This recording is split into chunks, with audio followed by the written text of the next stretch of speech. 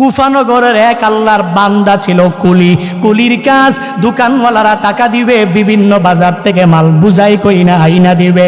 ওই কুফানগরের কুলি আল্লাহর বান্দা, সবাই বিশ্বাস করে, সবাই আস্থাভাজন অনেক ব্যক্তিত্ব বিশ্বাস করে বিদায় দোকানের সব মানুষরা মিলিয়া টাকা পয়সা তাকে দেয়, আর সে বিভিন্ন বড় বড় বাজারের মধ্যে যায়।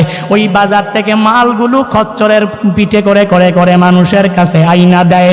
কুলি যখন আল্লাহর বান্দা দোকানওয়ালারা কুলির কাছে যখন বিশাল টাকাগুলা জমা করে দিল, ওই কুলি টাকাগুলা সঙ্গে নিয়া, খচ্চরটাকে সঙ্গে নিয়া বিশাল সফরে যাওয়ার জন্য রওনা করলো।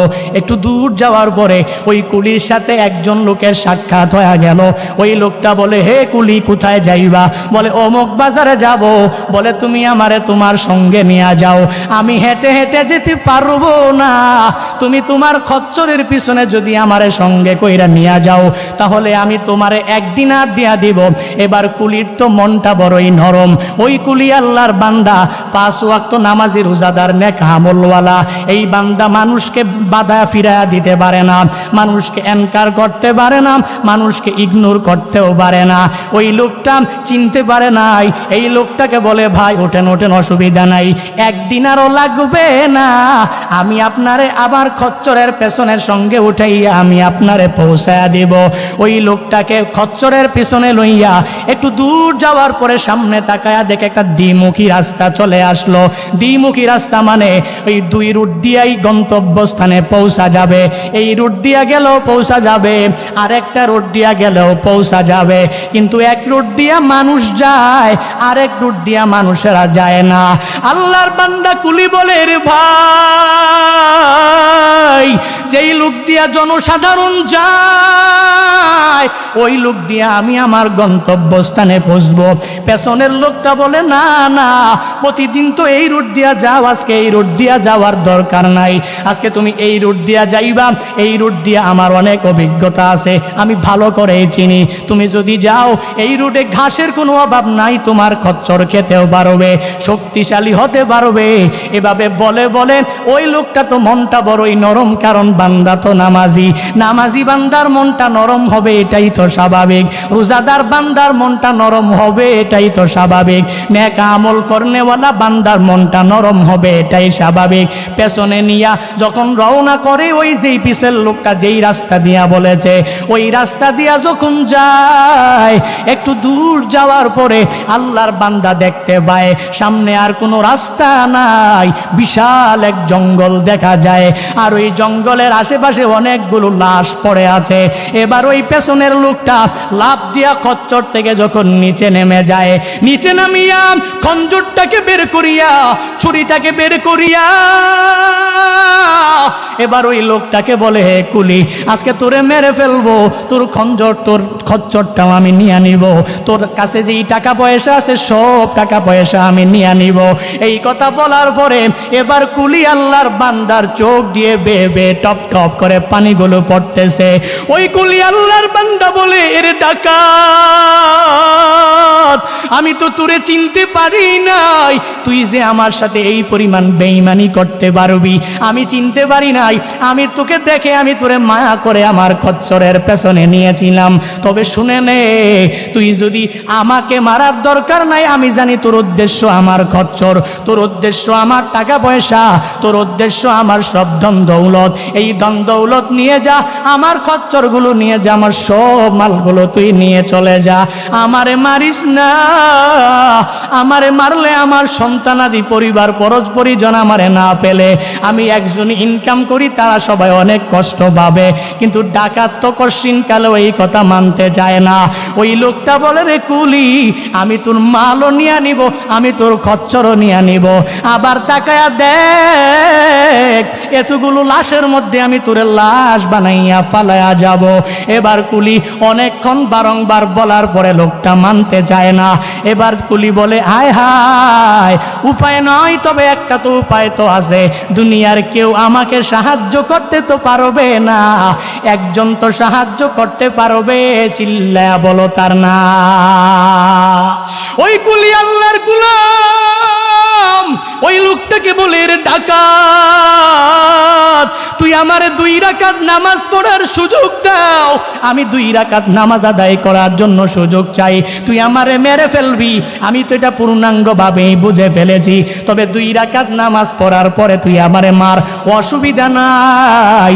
আল্লাহর বান্দা যখন 2 রাকাত নামাজের অর্ডার পেয়ে গেলেন, 2 রাকাত নামাজে আল্লাহর বান্দা তাকবীর যখন দিয়া হাত বাঁধলেন, এবার সানা পড়ে সূরা ফাতিহা পড়ার পরে এই বান্দার কোনো সূরাই তো মনে আসে না।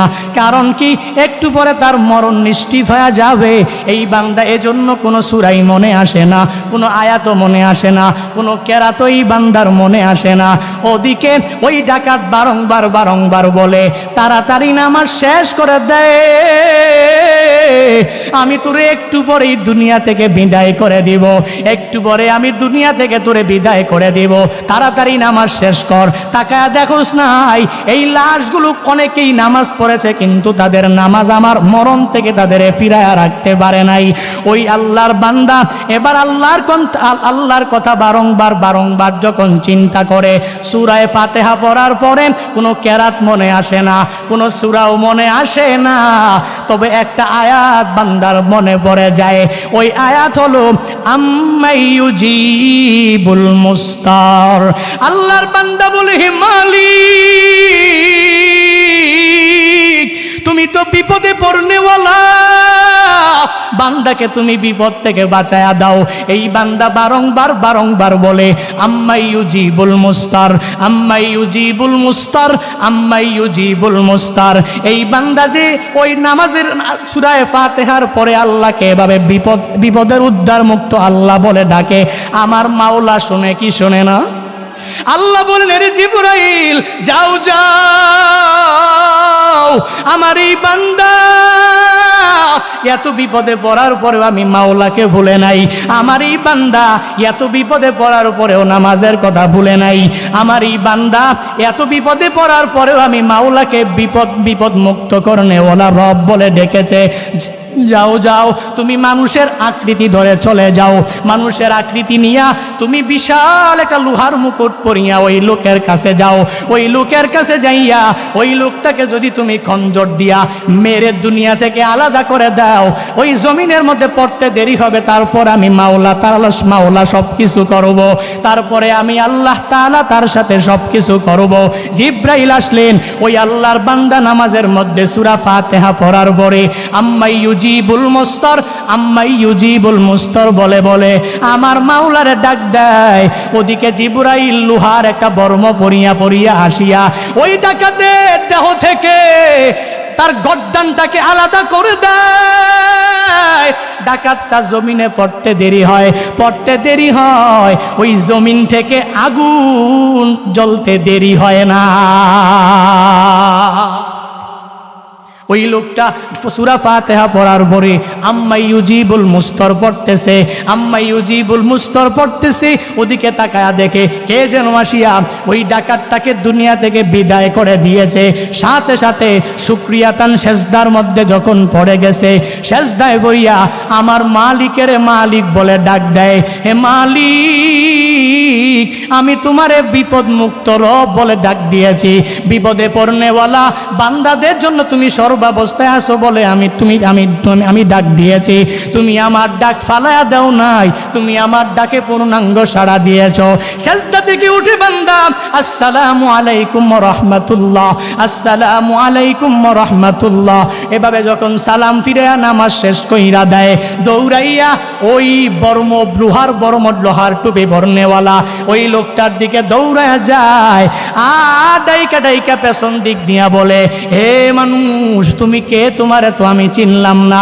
এই বিপদের সময়ে তুমি আমারে এত বড় সাহায্য করেছো, এই বিপদের সময়ে তুমি আমারে এত বড় সহযোগিতা করেছো, তুমি কে? তোমার পরিচয়টা একটু দিয়ে যাও। ওই ব্যক্তিটা বলে, শোনো, তুমি আমার কাছে আমার পরিচয় জানতে চাও, আমি এতটুকু বলতে পারি, তুমি যে নামাজের মধ্যে সূরা ফাতিহা পড়ার পরে আম্মাইয়ুজিবুল মুস্তার বলেছো, আমি হলাম আম্মাইয়ুজিবুল মুস্তারের একজন গোলাম। তুমি যখন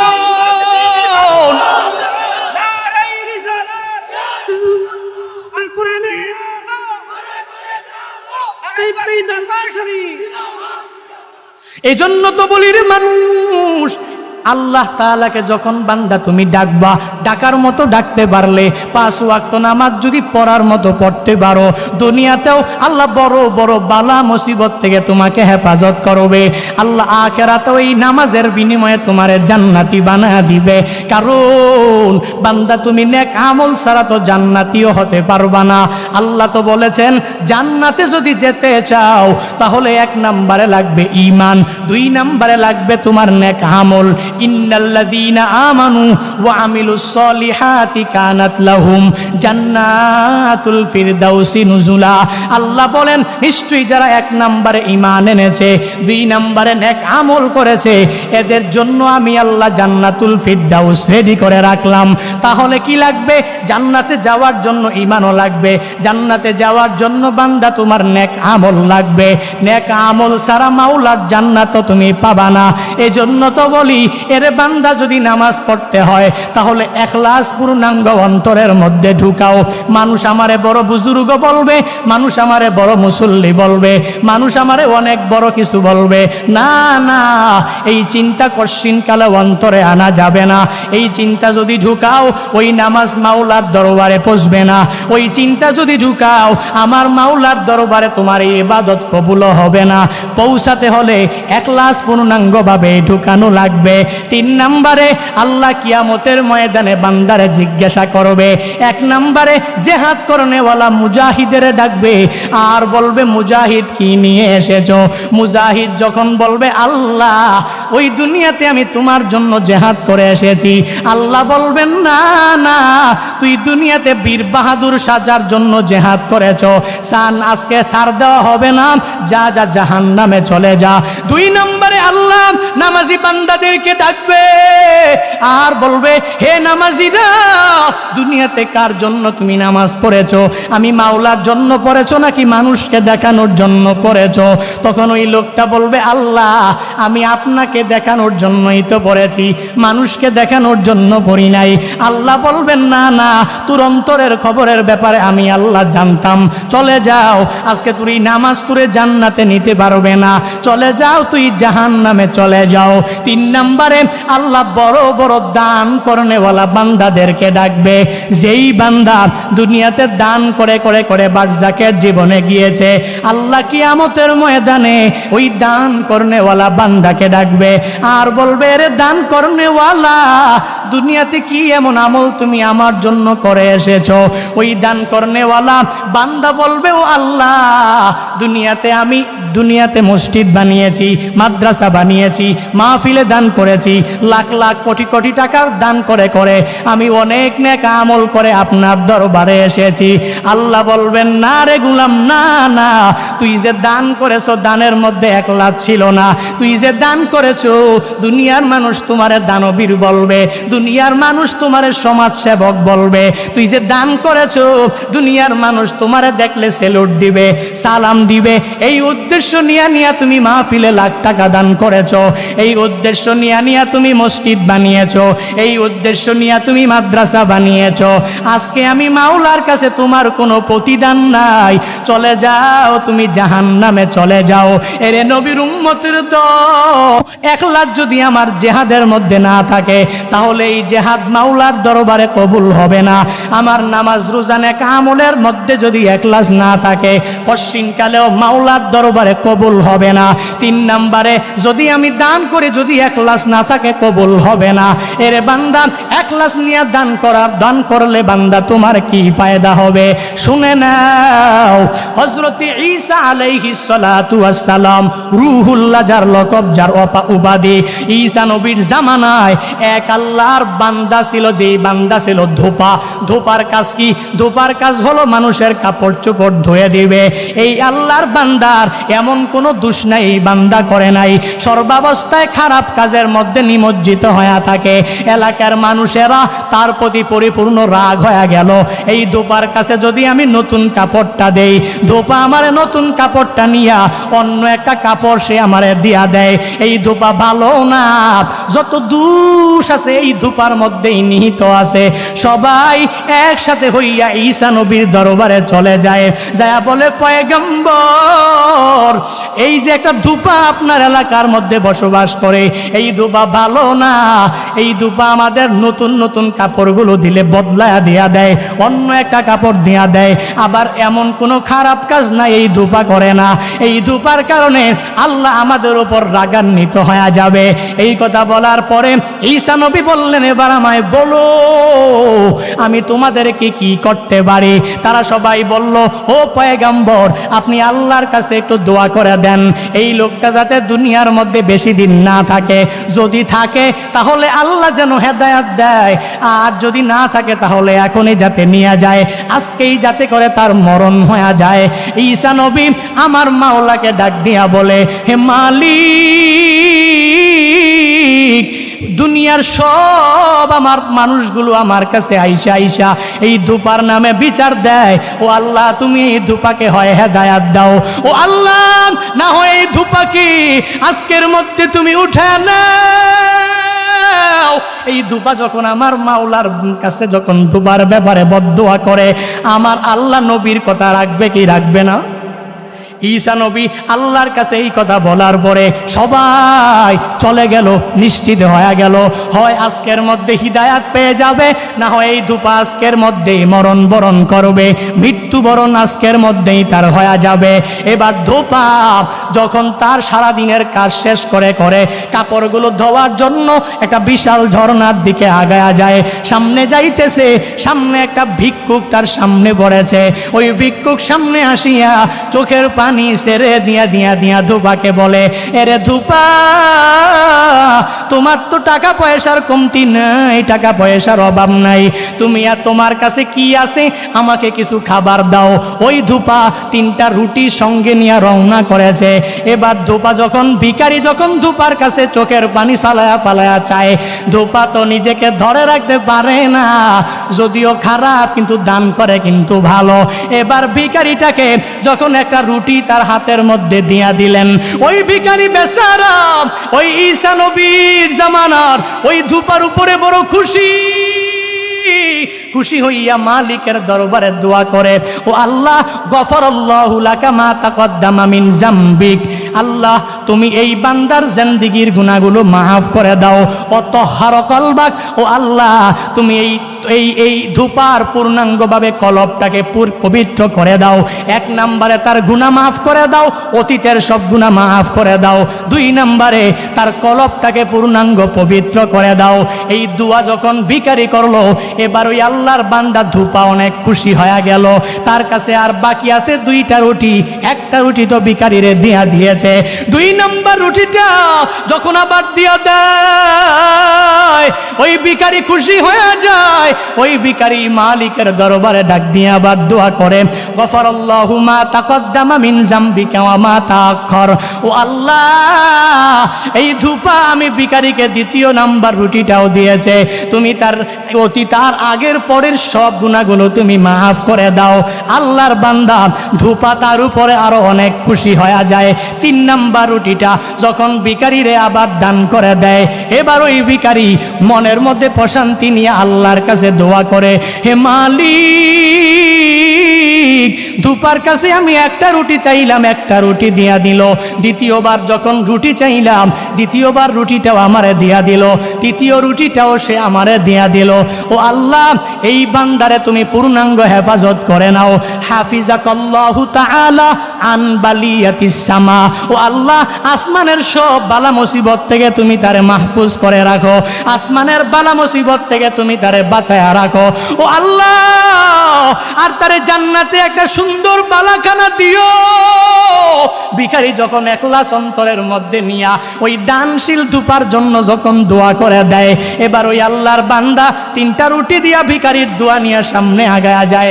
সামনে যাইয়া ঝর্ণার পানিতে কাপড়গুলো সব ধুত করে ফেলে, ধুত করিয়া যখন চলে আসে, ওদিকে গ্রামের সব লোকেরা তো অপেক্ষমান আছে, আজকে এই লোকটা ঝর্ণার মধ্যে গেলে আর বেঁচে ফিরতে পারবে না, কারণ ঈসা নবী আল্লাহর কাছে দোয়া করেছে ধূপা আজকের মধ্যেই মৃত্যুবরণ করবে।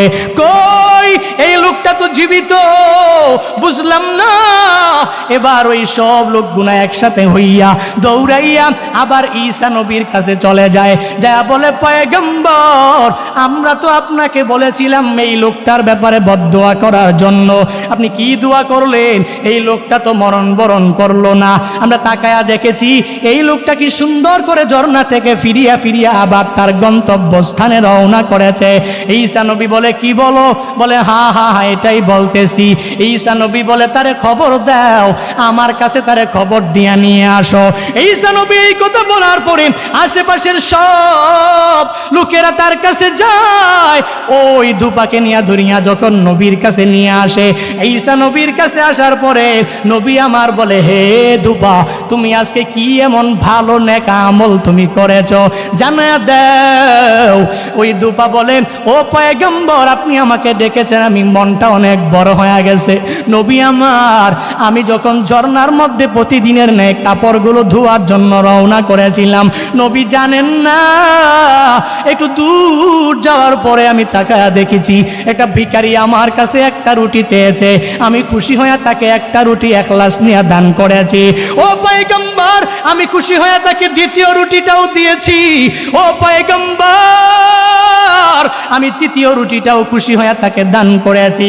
ঈসা নবী বলে তুমি এই দান পূর্ণাঙ্গ এক গ্লাস নিয়ে বোধহয় তুমি খুলেছ, তোমার এই পোটলার মধ্যে কি?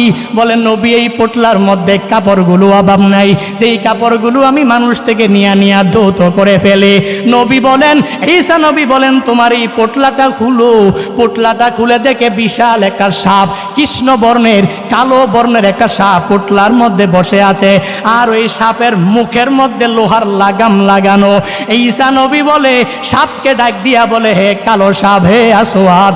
এবার কালো সাপের জবান খুলে যায়, কারণ কালো সাপের জবানও খুলাতে পারেন কে? ঈসা নবী যখন বলে কালো সাপ তোকে কে পাঠিয়েছে তুই আমায় বল।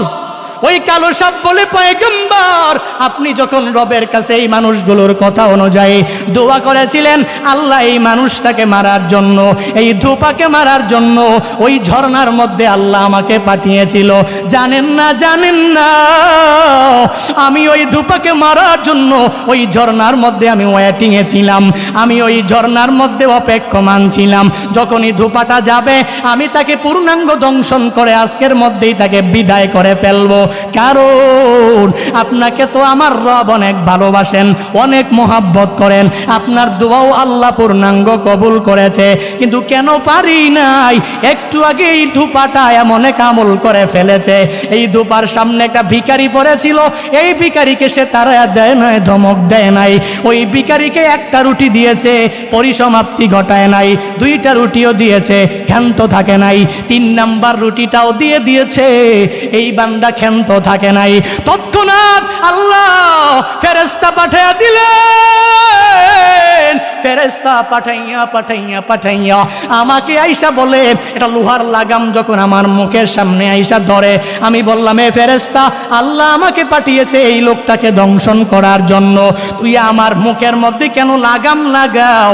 তখন ওই ফেরেশতা বলে না না না না, আল্লাহ সিদ্ধান্ত পূর্ণাঙ্গ পরিবর্তন করে ফেলেছে।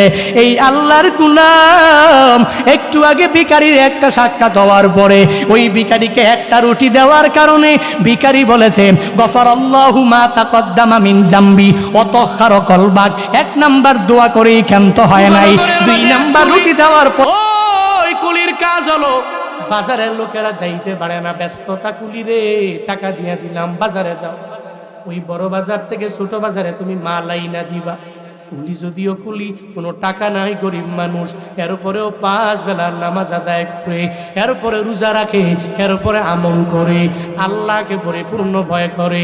বাজারের সব ব্যবসায়ীরা মিলে এবার কুলিরে বলল কুলিরে এই সব টাকা পয়সা তোমারে দিয়া দিলাম, একটু বড় বাজারে যাও, বাজার থেকে মাল কিনাই না আমাদের বাজারে আমাদের দিয়ে দিল।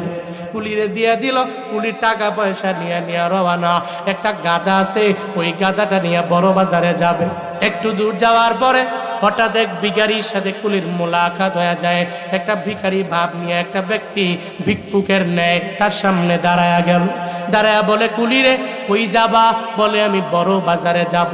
কুলি রে, আমার টাকা নাই, চলতে পারি না, আমি ভিক্ষা করে করে কোন রকম জিন্দেগি চালাই, তোমার গাদা দিয়া তোমার পেছনে আমারে লইয়া একটু তুমি বড় বাজারে আমারে নিয়ে যাও, আমি তোমার কাছে পরিপূর্ণ কৃতজ্ঞ হয়ে যাব, আমি তোমার শুকর আদায় করব। কুলি রে, তুমি বারণ করবা না, নিষেধ করবা না, আমায় তোমার গাদার পিছনে নাও, এরপরে তুমি আমাকে নিয়ে বাজারে চলে যাবা। কুলি তো মুসলমান, আবার নামাজ 5 বেলার আদায় করে, ভালো মনের অধিকারী। যারা দেখবেন নামাজি, এদের দিলটা পাষাণ হৃদয় হয় না, এরা পাষাণ হৃদয়ের অধিকারী হয় না। একটা ভিখারি যখন তার দুয়ারে আসে, আইসা যখন বলে, ও ধনীওয়ালা, আমি ঠিক মতো চলতে পারি না, খাইতে পারি না, আমায় একটা টাকা তুমি দাও, তখন দেখবেন ওই মুসল্লিরা ফিরাইয়া দেয় না, কশিনকালেও ধমকও দেয় না, পাষাণদের অধিকারী মুসলমান হতে পারে না। একটা মুমিনে কামেল সে ভিখারিকে ধমক দিতে পারে না, কারণ রাহমাতুল লিল আলামিন বাধা দিয়ে দিলেন, ও আম্মা সাইলা ফালা তানহার, এই আমার উম্মতেরা, তোমরা সাইলকে ধমক দিবা না, এদেরকে তাড়ায়া দিবা না। ভিখারি যদি তোমার দুয়ারের সামনে এসে হাজির হয়ে যায়, আর যদি দুহায় দিয়া দিয়া বারবার তোমার দরবারে চায়, ভিখারি বাটপান্না চিটার, ওগুলা দেখার তোমার টাইম নাই, তুমি সওয়াবের নিয়তে তার হাতে দাও, সে দেখবা মন থেকে যদি মাওলার দরবারে দোয়া করে। একটা মাজলুম ভিখারি চোখের পানি ফেলায়া যদি একটা বান্দার জন্য দোয়া করে, দোয়া করতে দেরি হবে, আল্লাহ পাক তার দোয়া কবুল করতে দেরি করবে না। মুসাফির খালি ফিরাইয়া দিও না রে মানুষ। কোন ইবনু সাবিল যদি তোমার পথে দাঁড়ায়, তোমার এবিলিটি থাকলে তুমি সুন্দর করে তারে পৌঁছায় দিবা।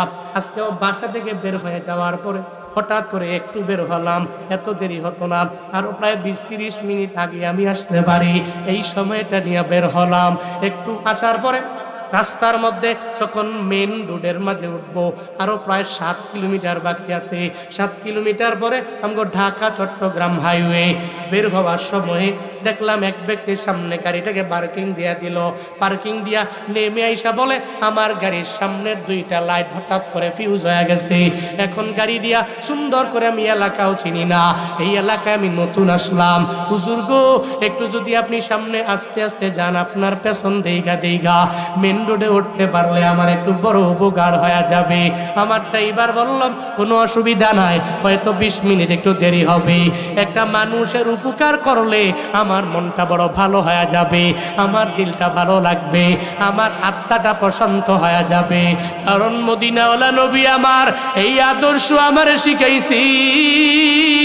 নবী নিজে না খাইয়া সাহাবায়ে কেরাম নিজে মারা যাবে তৃষ্ণায় পরে পরে, যাদের পেটে খাবার নাই, এরপরে এরা বলে আমি পানি পান করব না, আমার ওই সাহাবী ভাইরে দাও, আমি পানি পান করব না, আমার ওই সাহাবীরে দাও, আমি পানি পান করব না, আমার ওই সাহাবীরে দাও, আমি পানি পান করব না, এরপরে আমার ওই সাহাবীরে দিয়া দাও।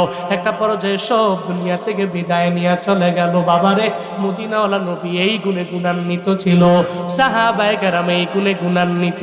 কুফানগরের কুলি যদিও গরিব মানুষ, মনটা বড় নরম হয়ে গেল। ভিখারি রে, আমার সামনে তুই দাঁড়ায়া গেলা, আমি তোরে না নিয়ে কোথাও যেতে পারি না, আয় আয় আমি তোরে পেছনে নিয়ে নিব।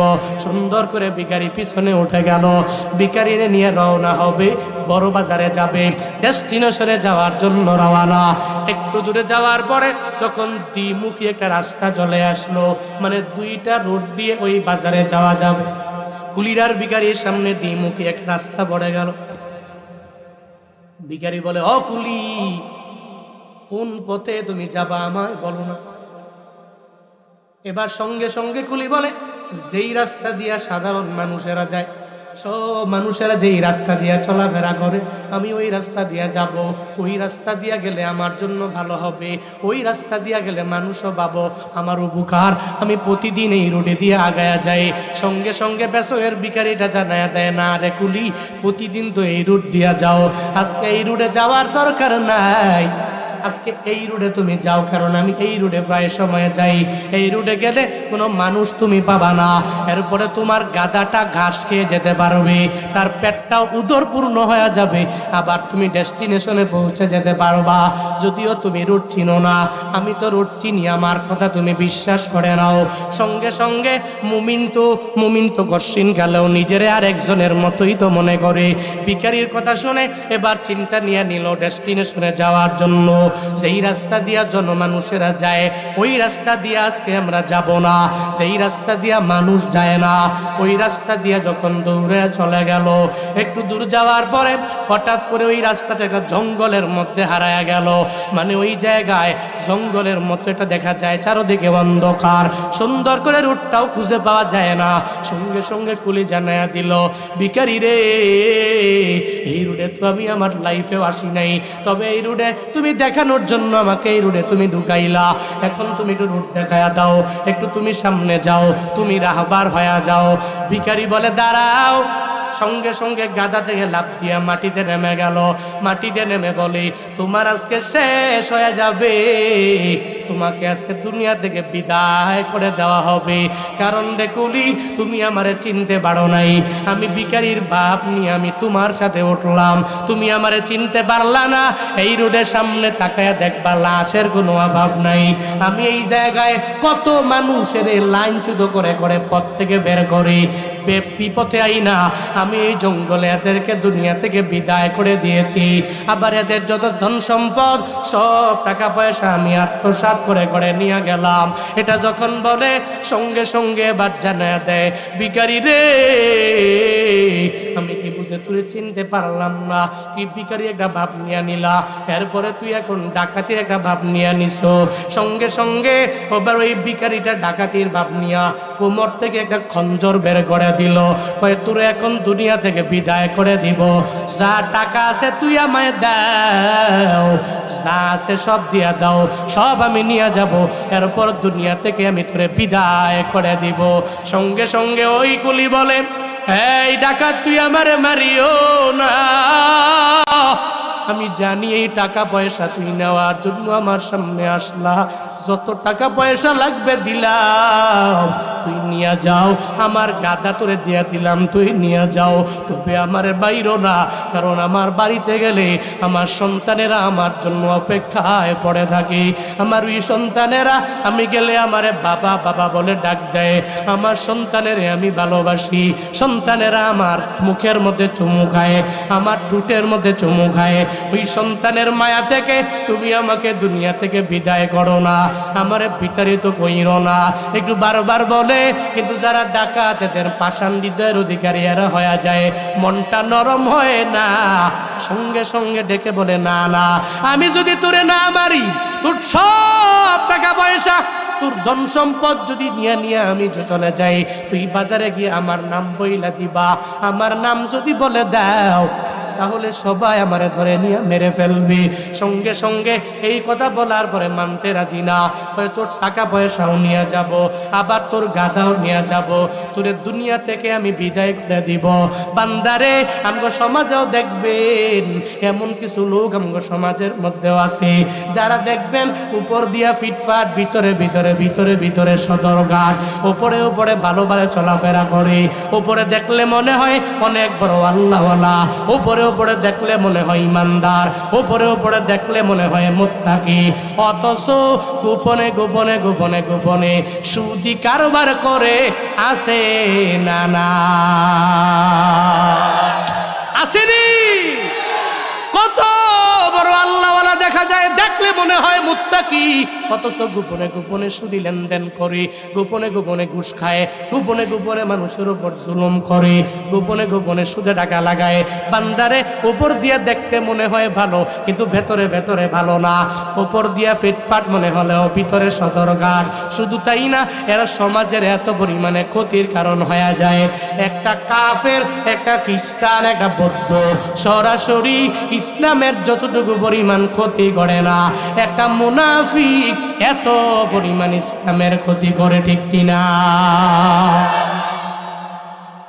একটা কাফেরের দ্বারাও এত পরিমাণ ক্ষতি হয় না, একটা নাস্তিকের দ্বারা এত পরিমাণ ক্ষতি হয় না, কারণ তো সরাসরি বলে। আর যে মুনাফিক, ও তো ভিতরে ভিতরে ভিতরে ভিতরে কপটতা, ভিতরে প্রতারণা ভিতরে রাখে, উপর দিয়ে বলে মুসলমান। যেরকম নবীর জামানায় ছিল আব্দুল্লাহ ইবনে উবাই ইবনে সালুল রাহমাতুল্লিল আলামিন, বদরের প্রান্তরে সাহাবায়ে কেরাম নিয়ে রওয়ানা। প্রতিমধ্যে যাওয়ার পরে আব্দুল্লাহ ইবনে উবাই নবীর পিছনে নামাজ পড়ে, আবার পাগড়িও পড়ে থাকে, বড় বড় তুফ লাগাইয়া রহমাতুল্লিল আলামিনের সাথে চলে। বদরের প্রান্তরে যখন সাহাবায়ে কেরাম রওয়ানা, সাহাবায়ে কেরাম যখন যায়, যাওয়ার পথে এবার আব্দুল্লাহ ইবনে উবাই বলে, ওখানে গেলে তোরা মারা যাবা, চল চল, মুহাম্মদের দলের প্রতীক হলে হবে না, একটু চলো না, আমরা একটু ওদের দল থেকে বেঁচে যাই। ফুসলায়া ফাসলায়া বদরের প্রান্তরে সাহাবায়ে কেরাম যারা ছিল, এদেরকে সব কাইনা নিয়া মাত্র 313 জন নবীর ডাকে চলে গেল। বাকিরা আব্দুল্লাহ ইবনে উবাইয়ের কথা মেনে এরা সব যুদ্ধ থেকে পেছনে ফিরে আসলো। আল্লাহ কয়, নবী গো, আব্দুল্লাহ ইবনে উবাই উপর দিয়া যদিও পাগড়ি পরে, উপর দিয়ে যদিও জুব্বা পরে, আপনার পেছনে যদিও নামাজ পড়ে, তবে মনে রাখবেন সমস্ত মুনাফিকদের লিডে আব্দুল্লাহ ইবনে উবাই ও কশিন কালেও ইসলামের ফায়দার জন্য কাজে আসবে না, ইসলামের বিন্দু মাত্র পরিমাণ উপকার তার দ্বারা হবে না। নবী গো, এই আব্দুল্লাহ ইবনে উবাইরে সাবধান করে দিবেন, আল্লাহ পাক তার কোনো আমল আমার মাওলার দরবারে যাবে না। এই আব্দুল্লাহ ইবনে উবাই আমার মদিনাওয়ালা নবীর পুরো জিন্দেগিতে এত পরিমাণে ক্ষতি আব্দুল্লাহ ইবনে উবাই করলো, কারণ উপর দিয়া ফিটফাট, ভিতরে ভিতরে সদরঘাট। আবু জাহাল যেই পরিমাণ ক্ষতি না করেছে, এর চাইতেও বেশি ক্ষতি করলো আব্দুল্লাহ ইবনে উবাই। কারণ যারা উপর দিয়া ভালো, এদের ভেতরে তো ভালো না। বান্দারে এদের চেনা বড় মুশকিল হয়ে যায়। এই মুসলমানেরা, এমন মুসলমান তুমি হবা, তোমার উপরে তোমার যা বলবা, তোমার ভেতরেও তা থাকা লাগবে। ভেতরে যা চলছে তুমি মুখ দিয়ে তা বলে দাও, কিন্তু গোপনে গোপনে তুমি মুখ দিয়ে একটা বলবা, ভিতরে একটা রাখবা। এরকম মুনাফিকি ভাব নিয়ে চলা যাবে না। বলতেছিলাম, এবার কুলিকে ডেকে বলে, ওই ভিখারির বেশ ধরে ডাকাত বল, তুমি আমারে চিনতে পারো নাই, তোমাকে আমি দুনিয়া থেকে বিদায় করে দিব। বিদায় যেহেতু করে দিবা, তাহলে বিদায়ের আগে আমি কুলি, আমি গরিব মানুষ, আমারে 2 রাকাত নামাজ পড়ার সুযোগ দাও। সুবহানাল্লাহ পড়বেন না? আরো জোরে পড়বেন না? আরো জোরে পড়েন না, আল্লাহু আকবার। কি কয়? মাইরা তো ফালাই ভাই, মুইরা তো জামুই, তবে মারার আগে আমার সুযোগ তো একটু, আমি 2 রাকাত নামাজ পড়ি। 2 রাকাত নামাজ পড়ার সুযোগ দিলে আমি 2 রাকাত নামাজ পড়ে এরপরে তুমি মারো, কাটো, গাধা নাও, টাকা পয়সা নাও, সব নিয়ে যাও, কোনো অসুবিধা নাই। তুই নামাজ দিয়া কি করবি? তুই কি মনে করছো নামাজ পড়লে তুই বাঁচবি? আমি সেটা তো বলি নাই, আমি বলছি বাঁচি কি বাঁচি না এটা তুমি তো জানো না, কারণ আমার প্রাণ আছে না নাই, আমার মৃত্যু কখন হবে এটা কোনো ডাকাতের হাতে তো নয়, এটা আল্লাহ জানে। আল্লাহ যদি মালাকুল মউত পাঠায়, তো মালাকুল মউত পাঠাইলে আল্লাহ আমার ডাকাতের মাধ্যমে কোনটা উসিলায় আমাকে দুনিয়া থেকে নিয়ে যেতে পারে, তো অসুবিধা নাই তো। কারণ যারা মুমিন, এরা তো দুনিয়ার কোনো মরণকে ভয় পায় না, এরা জানে আমরা জান্নাতের জন্য ওয়েটিং এ আছি, অপেক্ষমান আছি, মৃত্যু হইতে দেরি, জান্নাতে যাইতে দেরি হবে। এরা মুসলমান, এরা ভয় করে আল্লাহকে ছাড়া, দুনিয়ার কোনো ব্যক্তিকে এরা ভয় করে। এরা খাঁটি মুসলিম, এরা আল্লাহকে ভয় করে। বলে যে তুমি মারবা কি মারবা, তুমি কি আমাকে দুনিয়া থেকে বিদায় করে দিবা কি দিবা না, এটা তোমার সিদ্ধান্ত। তবে 2 রাকাত নামাজ পড়ার সুযোগ আগে দাও, এরপরে যা করার তাই করো।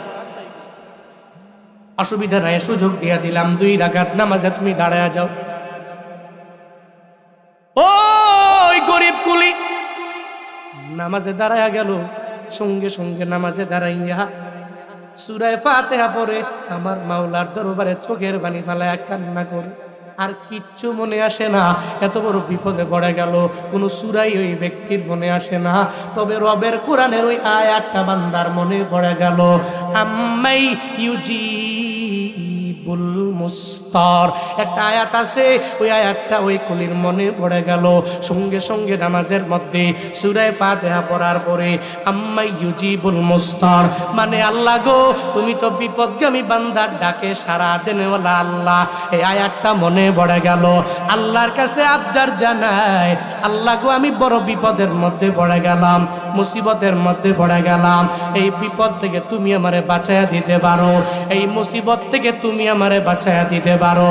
বারবার যখন এটা বলেন, ওদিকে ওই ডাকাত বলে তুমি দেরি করবা না, তাড়াতাড়ি নামাজ শেষ করো, আমি তোমাকে দুনিয়া থেকে বিদায় করে দিয়া আমি তোমার টাকা পয়সা গাদা নিয়ে চলে যাওয়া লাগবে। সঙ্গে সঙ্গে কথা বলে আবার ডাকাত জানায়া দেয় কুলিরে, না না, তোর নামাজ তোরে আর তোর রব বাঁচাইতে পারবে না, তোর নামাজ তোরে বাঁচাইতে পারবে না। কারণ হলো এই যে এতগুলা লাশ, এরা কত নামাজ পড়লো, এরা কত আল্লাহরে ডাকলো, এদের একটাকেও আমি দুনিয়াতে রাখি নাই, দুনিয়া থেকে বিদায় করে দিলাম। তাদের নামাজও, তাদের কোনো ডাক আমার হাত থেকে বাঁচাইতে পারে নাই। কিন্তু কুলি তো আল্লাহর উপরে নিয়া ডিফেন্ড করে বারবার বলে, ও আল্লাহ, আম্মাই ইউজিবুল মুস্তার, তুমি তো বিপদগামী বান্দার বিপদে ডাকে সারা দেনেওয়ালা তুমি আল্লাহ, আল্লাহ তুমি সারা দিতে পারো। বারবার যখন এই কথা বলে, কোন সূরা বলে না। সূরা ফাতিহা পড়ার পরে এই বাক্যটা দিয়া যখন আল্লাহর কাছে জানায়া দিল, এই আয়াত যখন বান্দা বারবার পড়ে, আল্লাহর কাছেও ওই কুলির এই দোয়া বড্ড পছন্দ হয়ে গেল, এই কুলির ডাকটাও বড় পছন্দ হয়ে গেল। আল্লাহ পাক বলেন, এই আমার ফেরেশতা যাও মুমিন বান্দা যখন কোন বিপদের মধ্যে পড়ে যাবে, মুসিবতে পড়ে যাবে, তাকে সাহায্য করা আমি রবের জন্য ওয়াজিব হয়ে যায়। একটা মুমিন যখন একটা মুসিবতে পড়বে, আমি আল্লাহ নুসরত করা আমি রবের জন্য ওয়াজিব বানায়া নেই।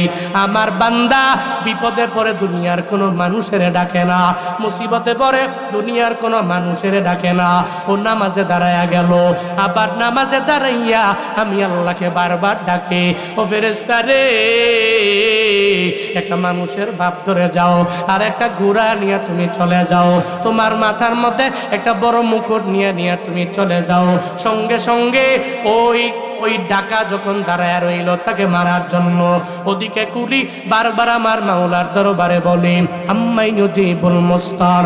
সঙ্গে সঙ্গে একটু দূর থেকে একজনে ঘোড়া নিয়া এই ডাকাতের কাছে দৌড়ে আসলো, তার হাতের মধ্যে তরবারি। এই জঙ্গলের মাঝে কোনো মানুষ নাই, জনমানব শূন্য এলাকা, ওই এলাকায় ওই ঘোড়ায় করে ব্যক্তিটা এসে মাথার মধ্যে মুকুট পরিহিত একটা তরবারি নিয়ে ডাকাতটাকে সঙ্গে সঙ্গে দেহ থেকে গর্দানটারে আলাদা করে দিল। আর জমিনের ডাকাতের বডি পড়তে দেরি, ওই জায়গা থেকে জমিন থেকে আগুন উঠতে দেরি হয় না। কার কুদরত? জোরে বলেন না, কৌশল কার? কুদরত কার? কাদের কুদরত তুদারি বরকামাল, আন্তা রব্বি আন্তা হাসবি যুল জালাল, তুহি কাদের জলিলুল্লাহ জাহাদার, বহর হালে তুহি মেরা নেগাহাদার। আমার মাওলার কৌশল কত বড়! ও দেবিদ্বারের মানুষেরা, আল্লাহ পাকের কৌশলের সাথে দুনিয়ার কোনো মানুষ পারে নাই। ডাকাতরা সঙ্গে সঙ্গে জমিনে পড়তে দেরি, ওই দেহতে আগুন লাগতে দেরি নাই। ওদিকে নামাজে আমার মাওলারে বারবার ডাকি, আম্মাই ইউজিবুল মুস্তার বারবার বলে।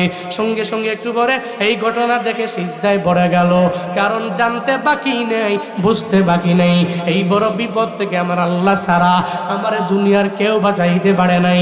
এই এখানে এই জঙ্গলে অন্য কোনো ব্যক্তি আসতে পারে না, আমারে বাঁচাইছে আমার মাওলা। সিজদায় পড়ে আমার আল্লাহর দরবারে শুকর আদায় করে সালাম ফিরায়া দিল, আসসালামু আলাইকুম রাহমাতুল্লাহ, আসসালামু আলাইকুম রাহমাতুল্লাহ। সালাম ফিরানোর পরে তাকায়া দেখে যে লোকটা এত বড় বিপদ থেকে বাঁচায়া দিল, ওই লোকটা তরবারি নিয়ে নিয়া একটা ঘোড়ায় দৌড়ায় চলে যায়।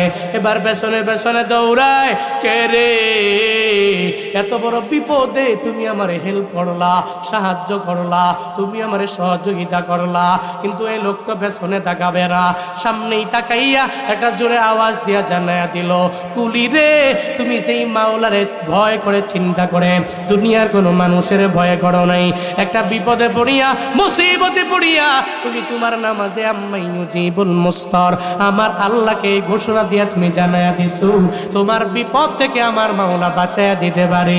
আবার তুমি নামাজে দাঁড়ায়া গেলা, কুলি রে, আমি দুনিয়ার কেউ না, আমি হলাম ওই আম্মাই ইউজিবুল মুস্তারের একজন গোলাম।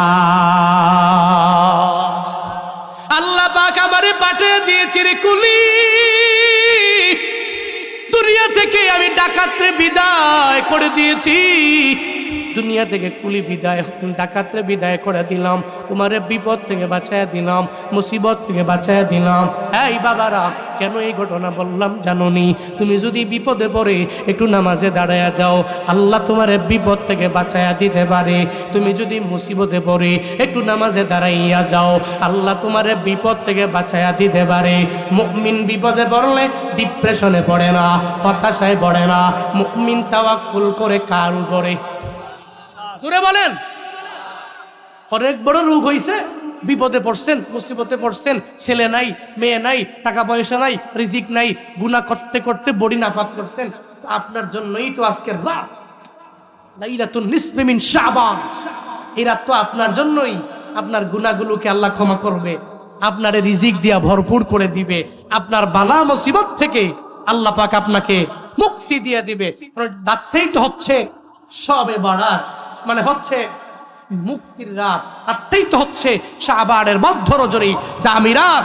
আপনার জন্যই তো আল্লাহ পাক প্রথম আসমানে আইসা এখনো ডাকে, আলা মিন মুস্তাগফির ফাগফিরুলা, আলা মিন মুস্তারজিক ফারজুকহু, আলা মিন মুবতালা ফাওয়াফিয়াহু ফি, আলা কাযা আলা কাযা হাত্তা ইয়াতলু আল ফজর। ফজর উদিত হওয়া পর্যন্ত আল্লাহ পাক বান্দাকে ডাকে, আলা মিন মুস্তাগফির, ক্ষমা প্রার্থী, আল্লাহর কাছে ক্ষমা চাই চায় যারা, এই ব্যক্তিদের মাঝে কে আছো যে আল্লাহর দরবার থেকে আজকে ক্ষমা লাগবে? তুমি রাতে একটু আসো না, 2 রাকাত 4 রাকাত নফল নামাজ পড়ে একটু মুনাজাত ধরে কান্নাকাটি করো না, আল্লাহ গো, জিন্দেগিতে গুনাহ করছি, তুমি মাফ করো।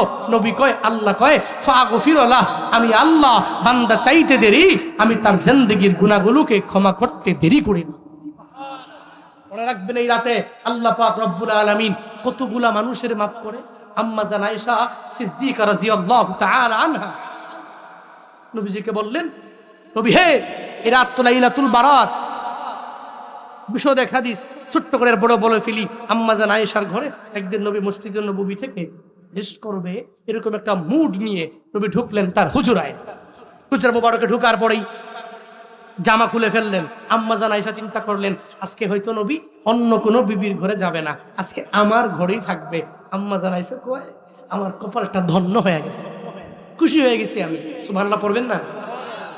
মিয়া, হ্যাঁ, আমরা তো এমন স্বামী, ঘরের মধ্যে ঢুকলে বিবি মনে মনে কয়, খাইছে বিড়ি কুট্টাইছে, এর গন্ধে ঘরে থাকাই না। কিন্তু রাহমাতুল লিল আলামিন ঘরে ঢুকলে প্রত্যেকটা বিবি খুশি কেন হবে না?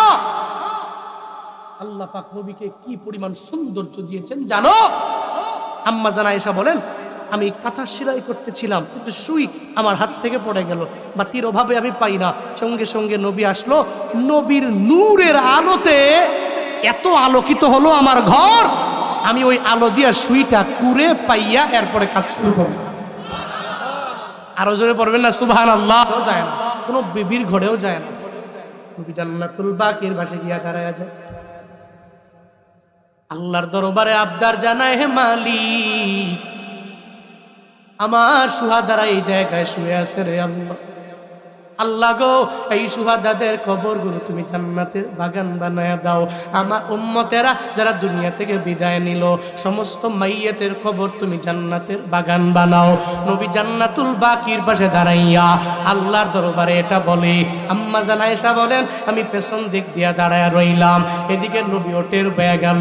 নবী ডেকে বলে, আয়েশা রে, তুমি মনে করেছো আল্লাহ এবং রাসূল তোমারে ঠকাবে নাকি? তোমার স্বামী তোমারে ঠকাবে নাকি?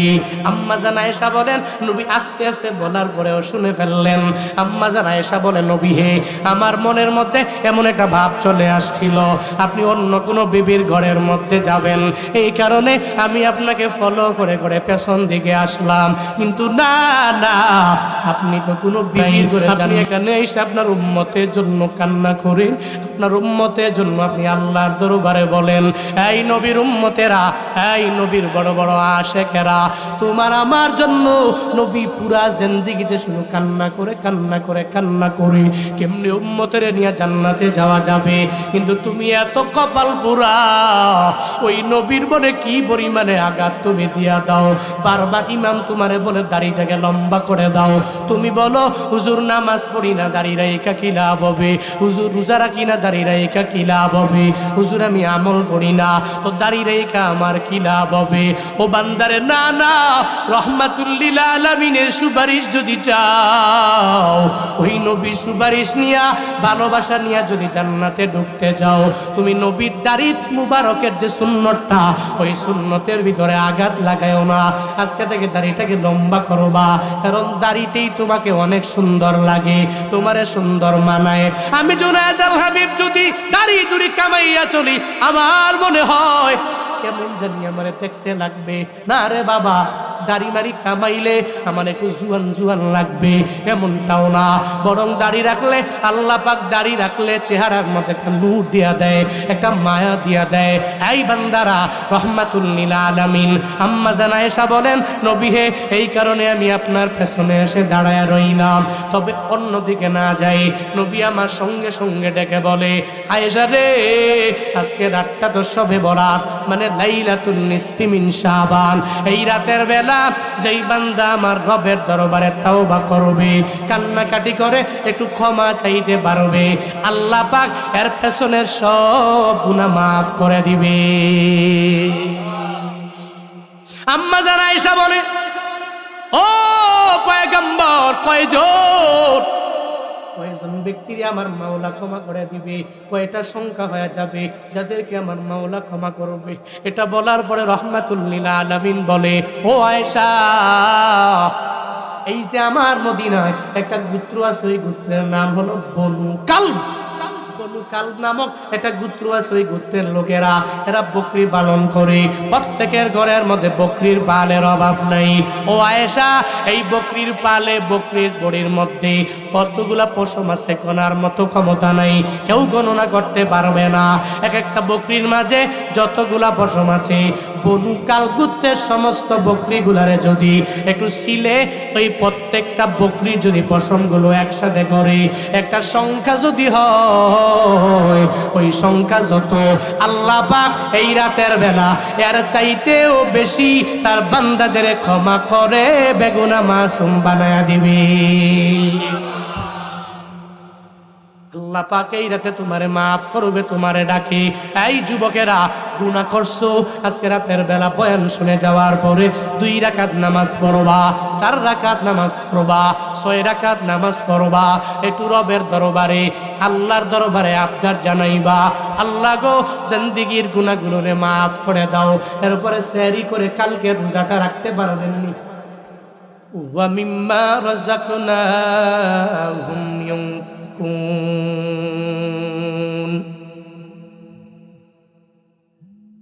আল্লাহ বলেন, হ্যাঁ মানুষ, আগের আয়াতে আল্লাহ জানায়া দিলেন, আমি আল্লাহ এমন একটা কিতাব দুনিয়াতে নবীর মাধ্যমে তোমাদেরকে দিয়া দিলাম। এই কিতাব মুত্তাকিদের জন্য হিদায়াত, যে সমস্ত মুত্তাকিরাই কোরআন দ্বারা নিজের জিন্দেগিটা গঠন করতে পারবে, ওই আল্লাহর বান্দা হিদায়াত নামক দৌলতটাও পেয়ে যাবে। এই কোরআন যদি কোনো হিন্দু ধরে, কোরআনটা ধরার পরে হিন্দু রিসার্চ করে করে হিন্দুটা মুসলমান হইতে বাধ্য হয়ে যাবে। একটা খ্রিস্টান যদি রিসার্চ করে নেয়, আল্লাহর কোরআন নিয়ে রিসার্চ করলে একটা পর্যায়ে আমার মাওলারে চিনে ফেলবে, কালিমা পরে মুসলমান হয়ে যাবে। যেরকম ভাবে মাঝে মাঝে নিউজের মধ্যে দেখবেন আমেরিকার মাঝে কত বড় খ্রিস্টানদের পাদ্রী কোরআনটারে নিয়ে রিসার্চ করার কারণে মুসলমান হয়ে গেল, ঈমান এনে এত পরিমাণে দামি নিজে হয়ে গেল। এই যে গত বছর আমেরিকাতে খ্রিস্টান পাদ্রীর দায়িত্ব দেওয়া হলো, মুসলমানদের কোরআন তুমি পড়ে নাও, কোরআনটাকে রিসার্চ করে একটা ভুল বের করে এরপরে আমাদের জানাইবা, যাতে করে কোরআনের ভুলটা আমরা সুন্দর করে নিউজের মধ্যে উঠাইয়া দিতে পারি, একটা পত্রিকার মাঝে যাতে করে আমরা উঠাইয়া দিতে পারি। সঙ্গে সঙ্গে যখন ওই পাদ্রীর দায়িত্ব দেওয়া হলো, পাদ্রী মনে মনে কয় এই কোরআন নিয়ে রিসার্চ আমার করা লাগবে, পুরা আমেরিকার মাঝে যুক্তরাষ্ট্রের মাঝে আমি দামি পাদ্রী হওয়া লাগবে। কোরআনটা নিয়ে রিসার্চ করা আরম্ভ করে দেয়। একটা পর্যায়ে এমন হয়ে গেল, কোরআনের ভুল ধরবে দূরের কথা, বরং কোরআনটাকে রিসার্চ করে কালিমা পরে মুসলমান হয়ে যায়। খ্রিস্টানেরা ডেকে বলে, ও পাদ্রী, কোরআনটা ধরে দিয়ে দিলাম ভুল ধরার জন্য, কোরআন ভুল না ধরে কেন মুসলমান হয়ে গেল? বলে আমি কোরআনটাকে রিসার্চ করে করে দেখলাম আরবি ব্যাকরণের কোনো ভুল নাই, এটা দুনিয়ার কোনো মানুষের কালাম না, দুনিয়ার কোনো মানুষের না, দুনিয়ার কোনো মানব রচিত গ্রন্থ না, বরং এটা একজনের কালাম, চিল্লায়া বলো তার না। আল্লাহর কোরআন যেই বান্দা ধরবে ওই বান্দা হিদায়াত পেয়ে যাবে। আল্লাহকে নিয়ে রিসার্চ করার দরকার নেই, একটু কোরআনটাকে নিয়ে রিসার্চ করবেন। আল্লাহকে নিয়ে চিন্তা করার কোনো মানে নাই, একটু আসমানটারে নিয়ে চিন্তা করা লাগবে। আল্লাহকে নিয়ে রিসার্চ করার দরকার নাই, একটু জমিনটাকে নিয়ে চিন্তা করো, তাহলে অটোমেটিক ওই রবের পরিচয় বান্দা তুমি পেয়ে যাবা, কিচ্ছু লাগবে না। যদি একটা মানুষ নিয়ে বাবা তুমি চিন্তা করো, একটা মানুষের চেহারার সাথে আর একটা মানুষের চেহারার কোনো মিল আসেনি? আছে? পুরো পৃথিবীতে যত মানুষের বাস, একটা মানুষের সাথে আর একটা মানুষের কোনো মিল নাই। একটা মানুষের আই সাইনের সাথে আর একটা মানুষের চোখের সাইনের মিল নাই। যদি মিল থাকতো একজনের আইডি কার্ড দিয়ে আর একজনের বার হয়ে যাইতো। যদি মিল থাকতো তাহলে একজনের পাসপোর্ট দিয়া আর একজনের পার হয়ে যেতে পারতো। সিম কেনার জন্য যখন দোকানে যাও তখন বলে এই ক্যামেরার দিকে তাকাও, চোখটা একটু বাড়ি মারলো, অটোমেটিক একটা আই সাইন উঠে গেল অটোমেটিক্যালি। এরপরে বলল এই জায়গায় তুমি তোমার শাহাদাতি আঙ্গুল দিয়া চাপ দাও, এরপরে তোমার বৃদ্ধাঙ্গুল। আবার দোয়া করেছে গফরাল্লাহু মা তাকদ্দামা মিন যামবিকা ওয়া মা তাআখার। আবার 3 নাম্বার দোয়া করেছে হাফিজাকাল্লাহু তাআলা আন বালিয়াতিস সামা। এই দোয়া আমার মাওলার দরবারে কবুল হয়ে গেছে, এই দোয়া আমার মাওলার দরবার পর্যন্ত পৌঁছে গেছে। তখন আমি আর এই সাপ অনুমতি নাই, অনুমতি নাই, আল্লাহ সিদ্ধান্ত চেঞ্জ করে ফেলেছে। এই কথা বলার পরে ঈসা নবী বলে ধোপা তুমি সব কাহিনী শুনেছ? ধোপা বলে নবী আমার, আমি সব কিছু শুনেছি। আল্লাহ তাআলা ঈসা নবী বলেন আল্লাহ এমন রব, তুমি যে এত লাইফে এত গুনাহ করেছো, কত মন্দ কত কিছু তুমি করেছো, তুমি যে ইখলাস নিয়া পূর্ণাঙ্গ দান ভিখারিকে করেছো, ওই ভিখারির কথা আমার মাওলার দরবার পর্যন্ত পৌঁছে গেছে। আমার মাওলাও তোমার ইহকালীন জিন্দেগীর অতীতের সব গুনাহ আল্লাহ ক্ষমা করে দিয়েছে। ইয়া ইলাহি তো মেরা মাবুদ है या इलाही तो मेरा माशूक है या इलाही तो मेरा माबूद है या इलाही तो मेरा माशूक है या इलाही तो मेरा गफ्फार है या इलाही तो मेरा सत्तार है या इलाही